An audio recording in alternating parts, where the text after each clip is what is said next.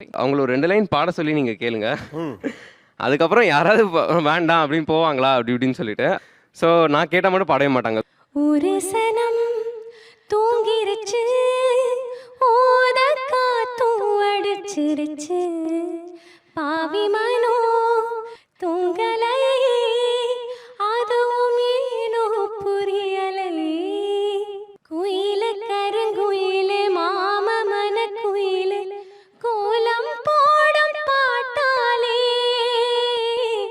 மயிலு இளமயிலு ஆசை கவி குயிலு ராகம் பாடும் கேட்டாலே, செய்தி சொல்லும் பாட்டாலே,